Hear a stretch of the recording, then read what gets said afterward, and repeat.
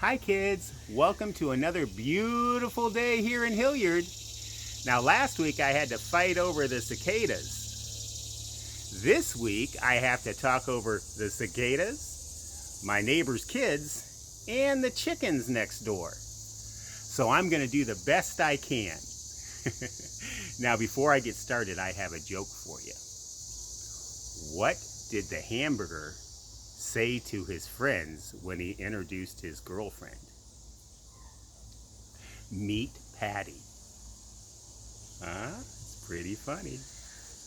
Now while you're laughing at that great joke, I have a question for you. Have you ever played hide and go seek? I bet many of you have, probably all of you. Now this story's from the Old Testament, and it's from the book of Jonah. Now Jonah was a man who God trusted very much. And one day the Lord came to Jonah and he said, "Go to the great city of Nineveh and preach against it, because its wickedness has come before me." Now Jonah, for whatever reason, did not want to go to Nineveh. Instead, he did exactly the opposite of what God had told him to do. He went to Joppa, purchased a ticket, climbed onto a ship which was headed in the opposite direction to Tarshish, which was nowhere near where God wanted him to go. So as that boat got out to sea, God was not very happy with Jonah, for he knew exactly where he was hiding. So the wind began to pick up, and yes, the waves began to get bigger and bigger and bigger, and the wind and waves turned into a violent storm, and that storm began to beat against that boat, that ship, a big boat, and that ship began to break. Now all the sailors on the ships were scared, and they began praying to their own gods and taking things off of the ship, throwing them overboard to make the ship weigh less as it was beginning to sink.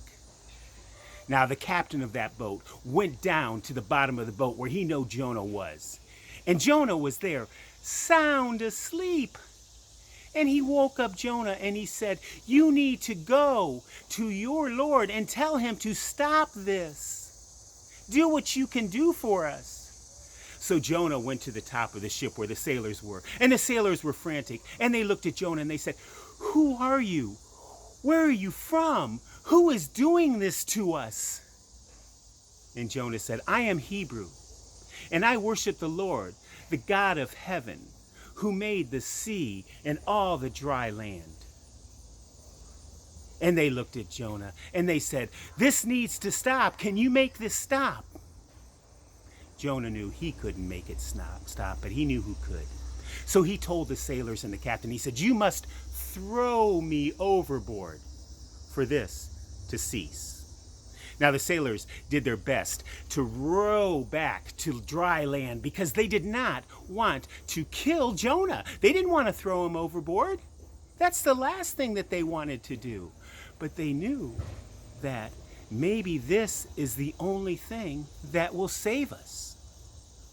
So they cried out to our Lord, and they said to God, "You must know that don't let us die, because we don't want to die for taking this man's life. It is what he told us we should do." And they threw Jonah over the side of the boat. And then the sea calmed, just as Jonah told them it would. And they became very fearful of God, seeing what had happened. And they vowed before God, saying, "O Lord, thank you for stopping this." Now, Jonah now was in the ocean, right? In the sea. And all of a sudden he looked up and there was these two big eyeballs looking right at him. For God had commanded a giant whale to come and swallow Jonah. And that whale did that. And when Jonah was in the belly of that whale, picking out fish bones from his hair and seaweed from his feet, he was there for 3 days and 3 nights.